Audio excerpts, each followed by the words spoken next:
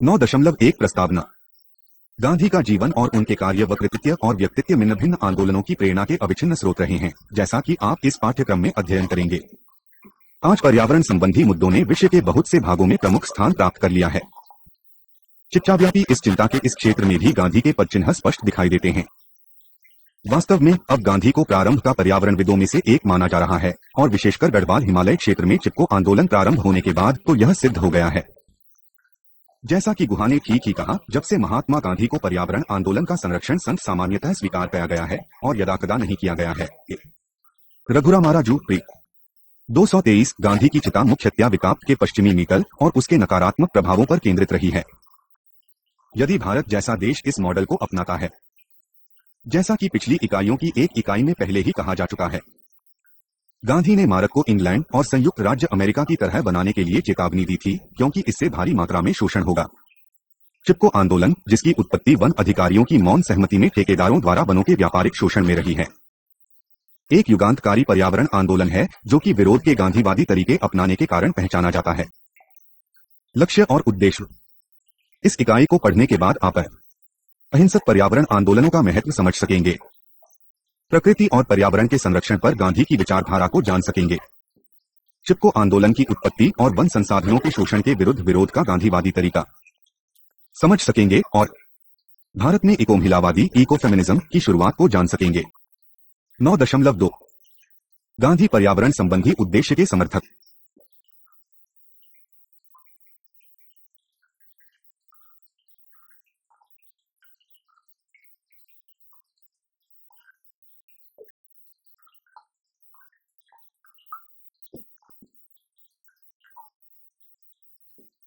नौ दशमलव दो गांधी पर्यावरण संबंधी उद्देश्य के समर्थक।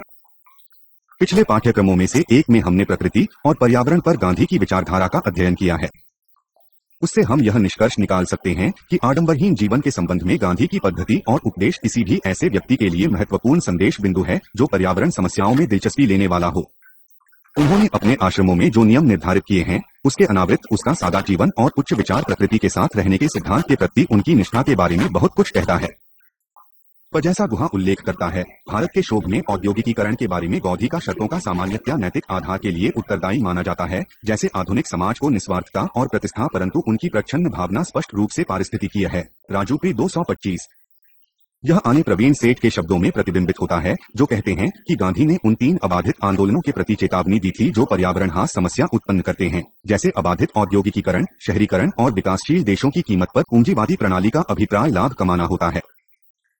वह आगे कहते हैं कि गांधी ने निरंतर संतुलित दृष्टिकोण की आशा की थी, ताकि न तो मनुष्य के लिए और न ही प्रकृति के लिए संकटमय हो। गांधी की उपेक्षा की गई जब उन्होंने प्रौद्योगिकी, अर्थव्यवस्था और समाज के बीच ऐसे संतुलन पर जोर दिया, परंतु अनुभवों ने हमें प्रशंसा के साथ उनकी ओर मुड़ने को मजबूर किया है। प्रवीण शेठ 1994 70। मनुष्य प्रकृति संबंध के तुल्यकालन पर गांधी ने बहुत अधिक बल दिया था, परंतु स्वातंत्र्योत्तर अवधि में इसकी पूरी तरह से उपेक्षा की गई। शेठ को पुनः उद्धृत करें तो गांधीवादी उदाहरण में प्रकृति के प्रति सम्मान उतना ही निजी है जितना विभिन्न परंपराओं, संस्कृतियों और समुदायों के लिए जीवन को जीने के लिए आजीविका के पैटर्न के लिए सम्मान है। पेट 1964-63। जहां पहले उनकी आलोचना उनके तथाकथित अव्यावहारिक विचारधारा के लिए की गई थी, अब उन्हें उनके विचारों के लिए सम्मानित किया जाता है, जिसके इर्द गिर्द बहुत से पश्चिमी और भारतीय पर्यावरणविद एकत्र होने लगे हैं। परंतु जैसा कि देखा गया है, गांधी ने स्वयं विवेकपूर्ण व्यावहारिक उपायों और एक आदर्शात्मक संकल्पना की दृष्टि संयोजित करने की रहस्यमय दक्षता थी। राजूप्री 226।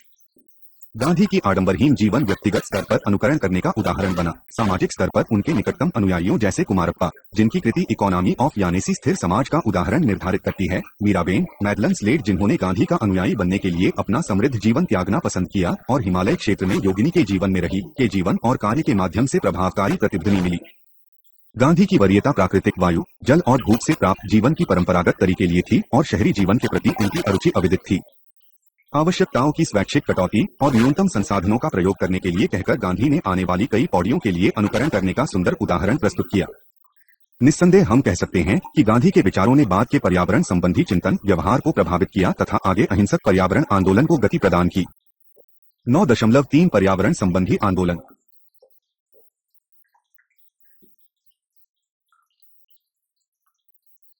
9.3 पर्यावरण संबंधी आंदोलन।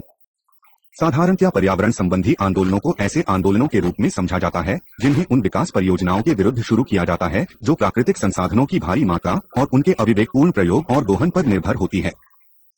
विकास की अवधारणा सामान्यतया बाजार अर्थव्यवस्था में विद्यमान होती है, जहां विकास व्यक्ति की सामग्रीगत प्रगति और इस अधिकतम सीमा से संबद्ध है जिसके लिए वह भौतिकवादी प्रगति के परिणामों का उपभोग कर सकता है। यह पूर्णतः उपभोक्तावादी जीवन शैली को बढ़ावा देता है और यहाँ तक कि बुनियादी आवश्यकता के रूप में जीवन शैली की अपव्ययता को प्रदर्शित करता है। यह प्रकृति पर विजय कॉन्क्वेस्ट ओवर नेचर के माध्यम से संसाधन दोहन रिसोर्स एक्सप्लॉयटेशन की अवधारणा अपने साथ लाता है, जो बहुत बड़ी मूल है कि ये प्रचुर मात्रा में उपलब्ध है। यह इस तथ्य की अनदेखी करता है कि प्रकृति कुछ निश्चित सीमा तक की ही प्रदान करती है और कि संसाधन श्रृंखला मनुष्य की उत्तरजीविता के लिए बहुत बड़ा संकट है। इसलिए आंदोलन प्रकृति के शोषण का विरोध करने के लिए इस प्रकार पारिस्थितिकीय और पर्यावरणीय स्थिरता की अवधारणा लाने के लिए प्रारंभ किए जाते हैं। प्रसिद्ध पर्यावरणविद वंदना चिया के अनुसार आंदोलन प्रमुख सामाजिक और राजनीतिक प्रक्रियाएं होती हैं और वे व्यक्तिगत अभिकर्ताओं से आगे बढ़ते हैं। वे सुनिश्चित रूप से महत्वपूर्ण हैं क्योंकि वे असंख्य लोगों और घटनाओं को शामिल करते हैं जो सामाजिक परिवर्तन को सुदृढ़ करने में योगदान करते हैं। स्टेविन आलाद 1988 68। पर्यावरण और प्राकृतिक संसाधन संरक्षण से संबंधित आंदोलनों में संबंधित स्थानीय और अन्य समुदायों को बड़ी संख्या में भाग लेते देखा गया है। वे ऐसे सामाजिक परिवर्तन के आंदोलन हुए हैं जिन्होंने आने वाले सभी समय के लिए उत्कृष्ट उदाहरण स्थापित किया है।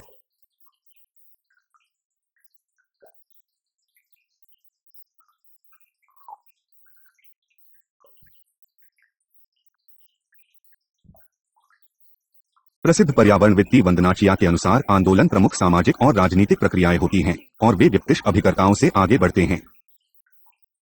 वे सुनिश्चित रूप से महत्वपूर्ण हैं क्योंकि वे असंख्य लोगों और घटनाओं को शामिल करते हैं जो सामाजिक परिवर्तन को सुदृढ़ करने में योगदान करते हैं। स्टेविन आलाद 1988 68। पर्यावरण और प्राकृतिक संसाधन संरक्षण से संबंधित आंदोलनों में संबंधित स्थानीय और अन्य समुदायों को बड़ी संख्या में भाग लेते देखा गया है। वे ऐसे सामाजिक परिवर्तन के आंदोलन हुए हैं जिन्होंने आने वाले सभी समय के लिए उत्कृष्ट उदाहरण स्थापित किया है। पारिस्थितिकीय आंदोलनों से संबंधित उनके शब्दों को भी यहाँ पर उद्धृत करना उपयुक्त है। पारिस्थितिक आंदोलन अहिंसक विश्व व्यवस्था के लिए राजनीतिक आंदोलन है जिनमें उत्तरजीविता के लिए विकल्पों के संरक्षण के लिए प्रकृति का संरक्षण किया जाता है। ये आंदोलन छोटे हैं परंतु वे बढ़ रहे हैं। वे स्थानीय हैं परंतु उनकी सफलता व्यापक प्रभाव में स्थित है। वे केवल जीवित रहने की मांग करते हैं जो कि एक शांतिपूर्ण और न्यायसंगत विश्व में रहने के अधिकार की मात्र न्यूनतम नीड है। इन निम्नतम स्तर के आंदोलनों की सफलता से उत्तरजीविता की विश्वव्यापी समस्या जुड़ी हुई है। जब तक विश्वव्यापी दृष्टिकोण और जीवन शैलियों के स्तर पर विषय को पारिस्थितिकीय दृष्टि से पुनर्संरचित नहीं किया जाता है, शांति और न्याय का उल्लंघन होता रहेगा और अंततः मानवता की वही उत्तरजीवितता संकट में पड़ेगी। बी शिवा 1988 37। पश्चिम में आधुनिक पर्यावरण आंदोलन औद्योगिक क्रांति प्रारंभ होने के बहुत समय बाद आरंभ हुए और इस क्रांति ने लोगों के जीवन को दौलतमंद और उपभोक्तावादी समुदाय में बदल दिया। शेठ उल्लेख करते हैं कि संयुक्त राज्य अमेरिका में आधुनिक पर्यावरण आंदोलन भिन्न लहरों से गुजरा यद्यपि ये पूर्णतः असंबद्ध तरंगों की नहीं थी। सेठ 28। सबसे पहले आंदोलन भूमि और वन्य जीवन संरक्षण के लिए था। इसके बाद प्रदूषण नियंत्रण उपायों और तीसरा औद्योगिक अपशिष्टों न्यूनतमीकरण के विनियमन के लिए जनमानस तैयार करने के लिए थी। इस प्रकार ग्रासरूट हरित आंदोलन पर्यावरण चिंताओं के लिए आवाज उठाने के नए युग लाया।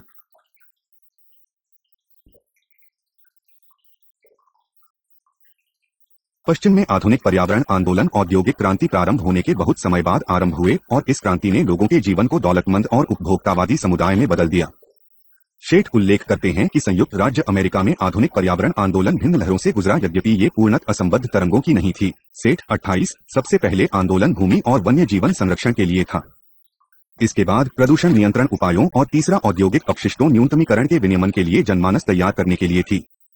इस प्रकार ग्रासरूट हरित आंदोलन पर्यावरण चिंताओं के लिए आवाज उठाने के नए युग लाया। पर्यावरण और प्रकृति के लिए भारत की चिताएं सदियों पुरानी है परंतु ऐसा पश्चिम में नहीं था। भारत में प्राकृतिक संसाधन और उसके अध्ययों के लिए चिंता लोगों की जीवन शैली का अंग बन गए थे।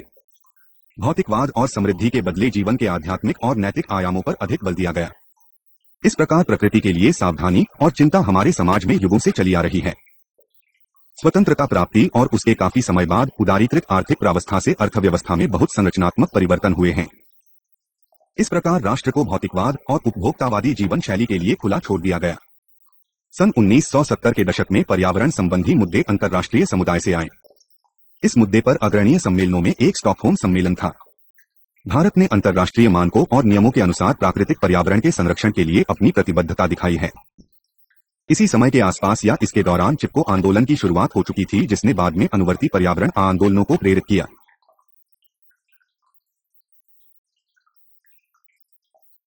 भारत में पर्यावरण आंदोलन कमोबेशी निम्नतम स्तर पर संचालित हुए हैं, और इससे भी अधिक यह बात है कि ये लोग विकसित सभ्रांत वर्ग के लोग नहीं थे, बल्कि संबंधित क्षेत्र पर निर्भर रहने वाले सीधे साधे ग्रामीण समुदाय और जनजातियों के लोग थे, जिनके द्वारा चलाए गए।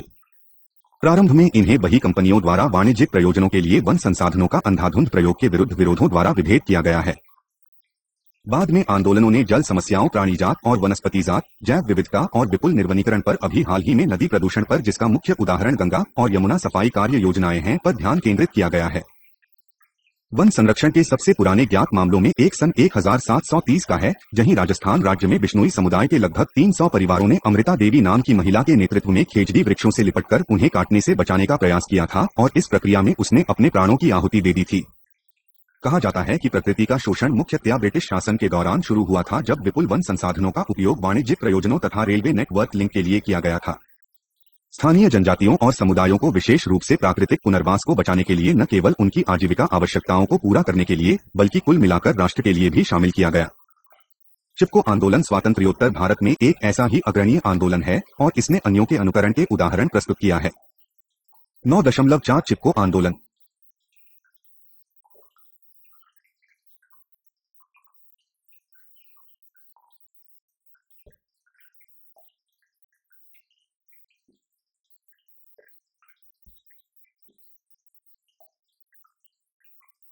नौ दशमलव चार चिपको आंदोलन। चिपको आंदोलन, जो मुख्य रूप से महिलाओं के आंदोलन के रूप में जाना जाता है, जिसका वर्तमान उत्तराखंड राज्य के गढ़वाल हिमालय पर्वतीय क्षेत्र में हुआ था।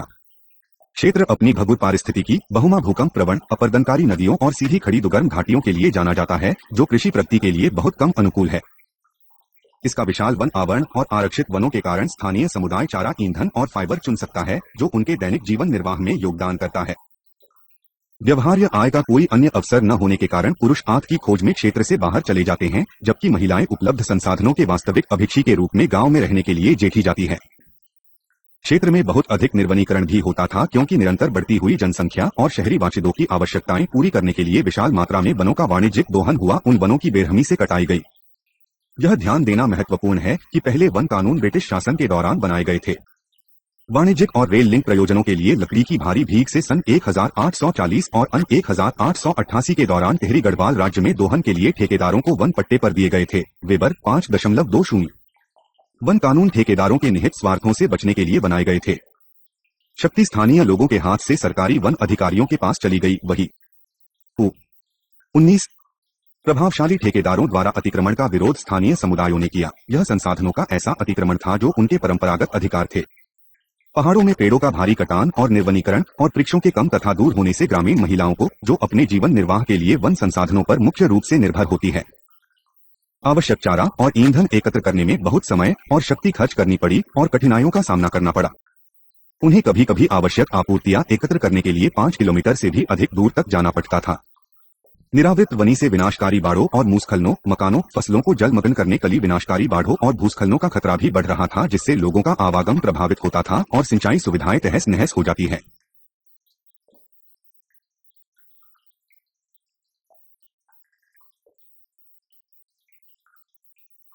इस विषय पर ध्यान देना बहुत महत्वपूर्ण है कि गांधी की निकट सहयोगी मौराबेन मैडलेन स्लेडे का इस संबंध में व्यापक योगदान रहा है।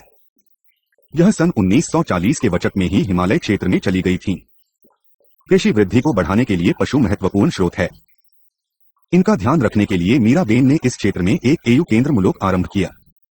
वह उन पहले व्यक्तियों में से एक है जिन्होंने निर्वनीकरण का कोई प्रभाव महसूस किया और यह भी अनुमत किया कि इससे जल संकट कैसे बढ़ सकता है। इसके अलावा उन्होंने बॉन के वृक्षों का चिलीप भी नोट किया, जिनके स्थान पर वाणिज्यिक महत्व के चीड़ के वृक्ष लगाए गए थे। दोनों वृक्षों का बुनियादी पारिस्थितिकीय और कार्य एक दूसरे से भिन्न है, क्योंकि बीज अधिक पारिस्थितिकी और मैत्रीपूर्ण है।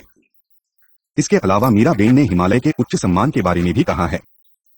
जैसा कि वह कहती है, यह हम नहीं है जो हिमालय का परीक्षण कर रहे हैं, बल्कि यह हिमालय है तो हमारी परीक्षा ले रहा है, और वस्तुओं को देखकर यह प्रतीत होता है कि हम इसके लिए अयोग्य सिद्ध हो रहे हैं।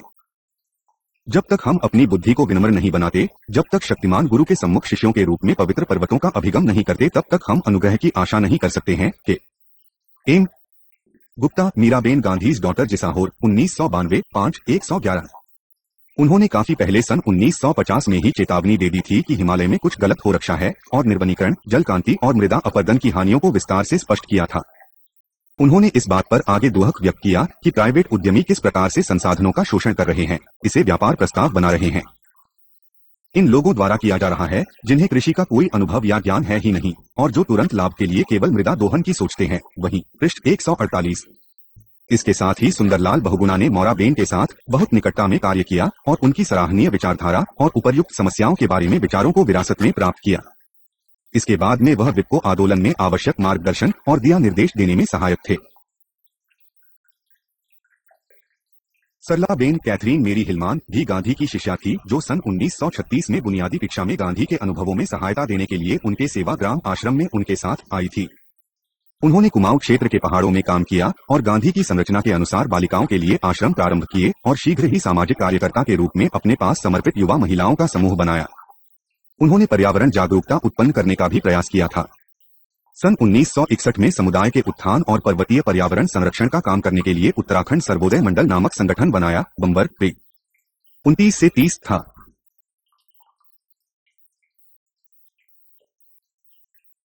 इसके साथ ही वन क्षेत्र का संरक्षण करने और उससे आजीविका संबंधी आवश्यकताओं की पूर्ति के लिए इस क्षेत्र की महिलाएं अधिकतर सहकारी समिति और गांधीवादी संगठनों जैसे दोली ग्राम स्वराज संघ, दशोली ग्राम स्वराज संघ, DGSS, गंगोत्री ग्राम स्वराज संघ आदि संगठनों के माध्यम से संगठित हुई।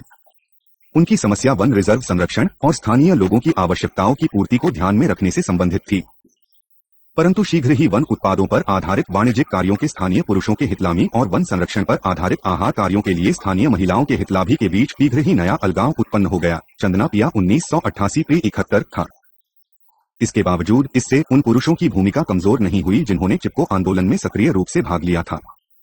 जैसा कि चिया इसे प्रस्तुत करती है, आंदोलन की महत्वपूर्ण उत्प्रेरक महिलाएं हैं, जैसे मीराबेन, सरलाबेन, बिमलाबेन, हिमा देवी, गौरी देवी, गंगा देवी, बचनी देवी, इतवारी देवी, चामुन देवी और कई अन्य महिलाएं इसमें सक्रियता से जुड़ी थी। वी चिचा 1988-68। इसके अलावा हिमालय वनों की पारिस्थितिकी दृष्टि का दार्शनिक और वैचारिक स्पष्टीकरण भी मीराबेन और बहुगुणा द्वारा किया गया है। महिलाओं का आंदोलन होने के कारण इसकी संगठनात्मक नींव गढ़वाल में सरलाबेन और बिमलाबेन और कुमाऊं गढ़वाल में राधा भट्ट द्वारा रखी गई थी। वही प्री 11 सुंदरलाल बहुगुणा, चंडी प्रसाद भट्ट, घनश्याम शैलानी और धूमसिंह नेगी ने पूर्वों के आंदोलन में अपने आप को उनके शिष्य, संदेश चाहक और अनुयायी बनना प्रसन्नता से स्वीकार किया और राज्य के भिन्न भिन्न भागों में आंदोलन फैलाने में महत्वपूर्ण भूमिका निभाई। इस क्षेत्र में महिलाओं के संगठनात्मक आधार का मूल सबसे पहले शराब विरोधी आंदोलन हुआ और बाद में सन 1965 में मद्य निषेध आंदोलन के रूप में मिलता है। यह आगे स्थानीय लोगों द्वारा स्थानीय जन संसाधनों के उपयोग तक फैला और इसके परिणामतः वनों के वाणिज्यिक दोहन के विरुद्ध संगठित विरोध में आंदोलन हुए। इस शोषण के विरुद्ध प्रेरक शब्दों में रतूरी द्वारा अपनी प्रसिद्ध कविता में अपने भावों को निम्न प्रकार से प्रस्तुत किया गया है। हमारे वृक्षों का आलिंगन करे, कटने से उन्हें बचाए, हमारे पहाड़ों की संपत्ति लूटने से इसे बचाए।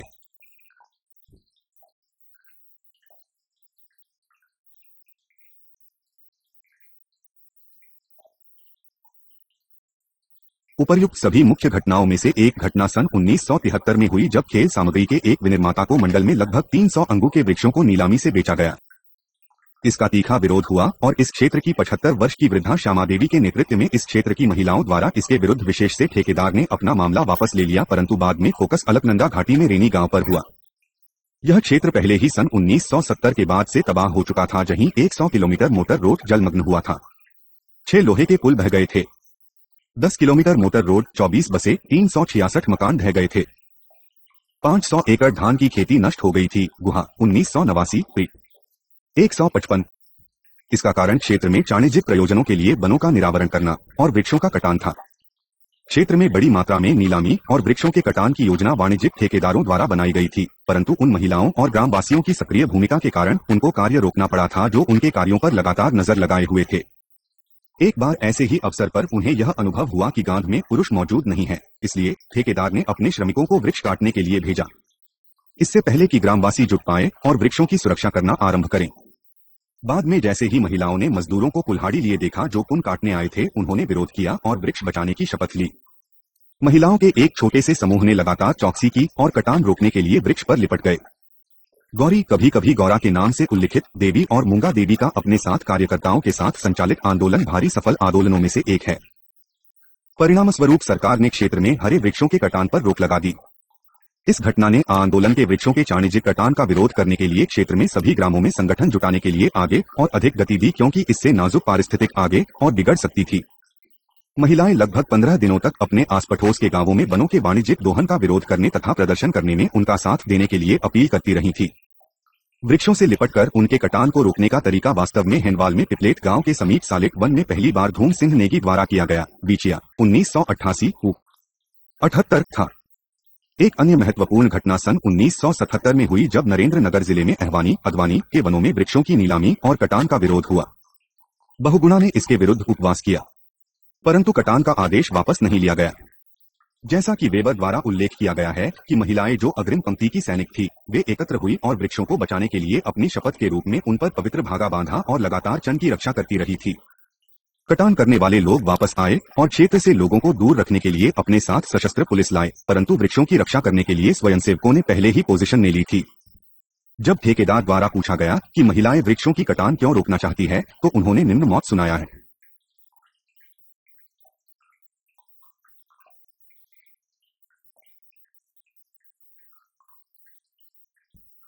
इसके परिणामस्वरूप यह आंदोलन सफल रहा था और अद्वानी सत्याग्रह ने, जैसा कि यह जाना जाता है, महिलाओं को अपनी वानिकी प्रणाली संरक्षित करने के लिए नई दिशा और शक्ति दी और उन्होंने इस संघर्ष जारी रखने के लिए नया विश्वास उत्पन्न किया।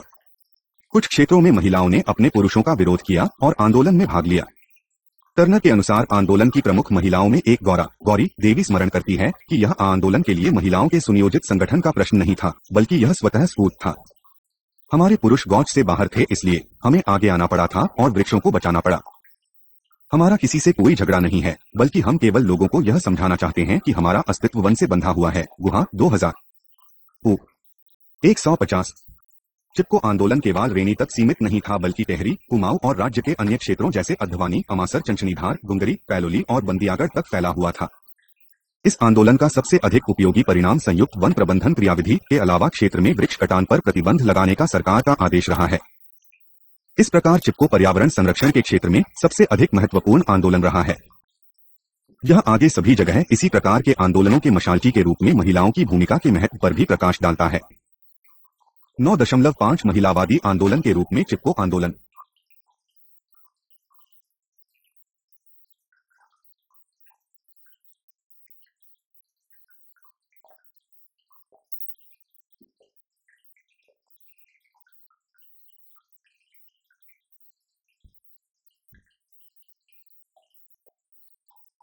नौ 9.5 महिलावादी आंदोलन के रूप में चिपको आंदोलन। महिलाओं के आंदोलन के रूप में चिपको आंदोलन के बारे में पक्ष और विपक्ष दोनों प्रकार के तर्क दिए जाते हैं, किंतु वास्तव में यह महिला आंदोलन ही था। यद्यपि स्थानीय समुदायों का, जिसमें पुरुष और महिलाएं शामिल थीं, योगदान नकारा नहीं जा सकता है, जिसमें महिलाओं ने असाधारण भूमिका निभाई, जिन्होंने प्रकृति को उसका पुराना रूप देने का दृढ़ संकल्प किया। इस आंदोलन ने विश्व का ध्यान आकर्षित किया। निस्संदेह आंदोलन पूर्ण अहिंसक उपलब्धि का रहा है और इसे पर्यावरण के क्षेत्र में सत्याग्रह से जोड़ा जा सकता है।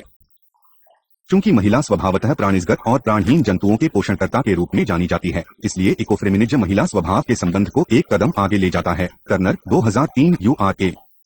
देखिए अभिकाश व्याख्या ID। वंदना चिया की पुस्तक staying alive women ecology and development in India और मारिया माइट के साथ उनके संयुक्त कार्य इकोफेमिनिज्म के विशेष संदर्भ में दी गई है।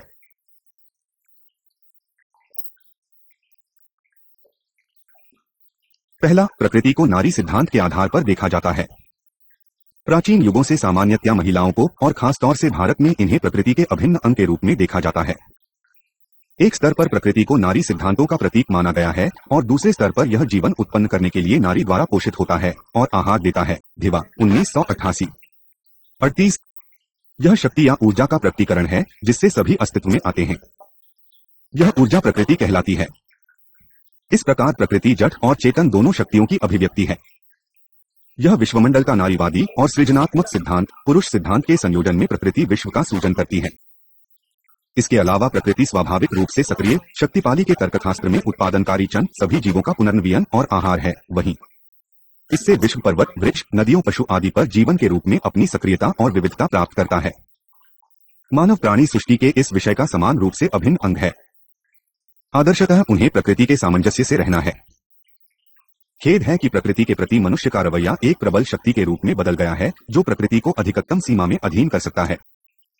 यह एक प्रकार से महिला पर पुरुष का वर्चस्व प्रदर्शित करने की हकदार प्रवृत्ति है।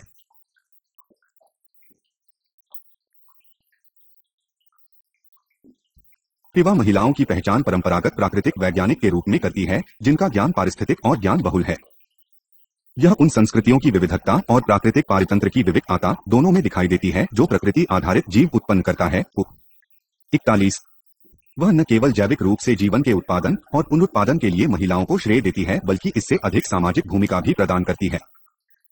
माइस, जिन्होंने इकोमेनिज्म पर कार्य किया, प्रकृति से महिलाओं के विशेष संबंध का वर्णन करती है। संबंध पारस्परिक प्रक्रिया, पारस्परिक सहयोग पर आधारित है और नए जीवन के उत्पादक के रूप में है। दौलतमंद और उपभोक्तावादी संस्कृति द्वारा उत्पन्न दोनों के बीच असामंजस्य से प्राकृतिक संबंध भारी तनाव में आ जाते हैं।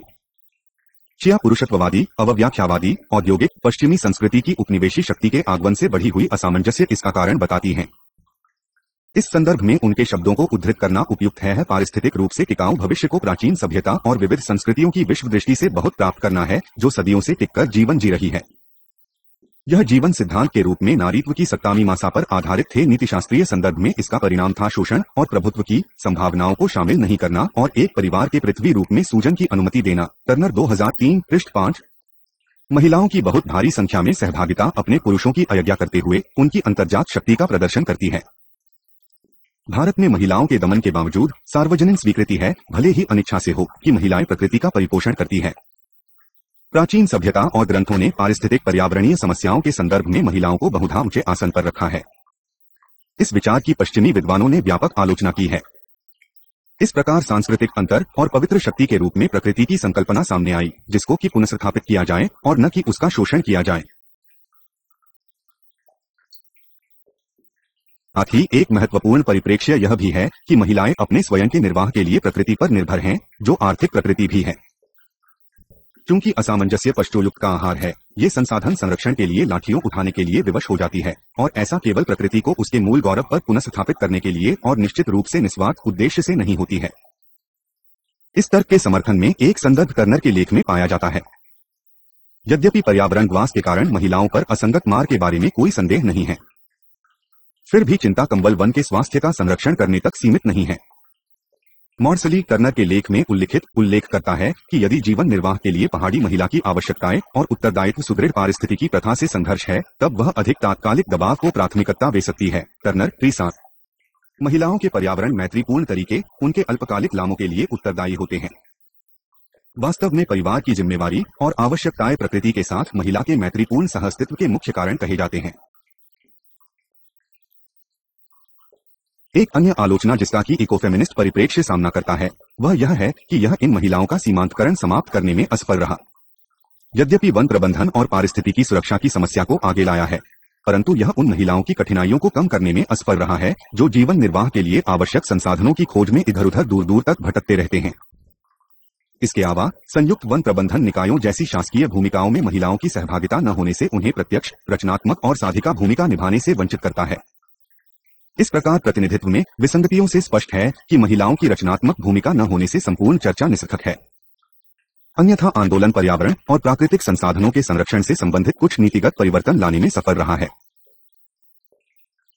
चाहे चिपको आंदोलन महिलाओं द्वारा संचालित किया गया था या महिलाओं की बहुत बड़ी संख्या द्वारा इसमें सहभागिता देखी गई, जिसके कारण इसे इको नारी अधिकारवाद आंदोलन कहा गया था, इस पर कई वाद विवाद हुए हैं। इस संदर्भ में सबसे अधिक चिंता का विषय पारिस्थितिकी संसाधनों का संरक्षण है। भले ही महिलाओं की सहभागिता का कारण आर्थिक उद्देश्य रहा हो, यह स्मरण रखना चाहिए कि जीवन निर्वाह के लिए आवश्यक सभी संसाधन वाणिज्यिक ठेकेदारों के भारी वृक्ष कटान की अपेक्षा काफी कम है। इस प्रकार महिलाओं के जीवन निर्वाह की तुलना ठेकेदार के लोभ करने से पूरी तरह से अनुचित होगी। भले ही अल्पकालिक आर्थिक उद्देश्य महिलाओं के प्रतिरोध का कारण हो, वन संरक्षण के दीर्घकालिक लाभ का परिदृश्य कम नहीं आंका जा सकता है। अंत में इको नारी अधिकारवाद से संबंधित तर्क जैसा कि वंदना चिवा द्वारा प्रस्तुत किए गए हैं, समीक्षा करने योग्य है। प्राचीन भारतीय सभ्यता की पृष्ठभूमि और प्राचीन ग्रंथों में प्रकृति और पारितंत्र का सम्मान पर विचार करते हुए स्पार्टन जीवन का अंगीकरण जीवन के निर्धारित नियमों और विनियमों के अनुरूप था, जो पारितंत्र या विशाल जैव विविधता पर थोड़ा सा अथवा कोई दबाव नहीं लगाता है। अप्रेरित इच्छाओं को पूरा करने के लिए प्रकृति पर विजय प्राप्त करने की मनुष्य की अंतिम इच्छा भारत के संदर्भ में भिन्न अवधारणा है। प्रकृति का सम्मान, जैसे भूमाता और चंदेवता, मुख्यतः देवी, भारतीय संस्कृति में प्राकृतिक संसाधन संरक्षण से संलग्न महत्व की पुष्टि करते हैं। आठ निष्कर्ष यह है कि अंत में चिपको आंदोलन अनिवार्यतः सभी के लाभ के लिए प्राकृतिक संसाधनों और वनों को बचाने का प्रयास है। चिया के शब्दों में चिपको आंदोलन अत्याधिक संसाधनों की गुप्त और अदृश्य उत्पादकता पुनः प्राप्त करने, स्थायी उत्तरजीवितता के लिए पोषण प्राप्त करने तथा प्रदान करने की उनकी हकदारियों और अधिकारों की पुनर्स्थापना के लिए और पारिस्थितिकी दृष्टि तथा राजनीतिक स्थान सूजन करने के लिए संघर्ष है, जो उत्तरजीवितता के मौलिक अधिकारों को नष्ट नहीं करते हैं। चिपको महिलाएं अपरिहार्यता के उसके अंतर्निहित तर्क के साथ अव्याख्यावादी वानिकी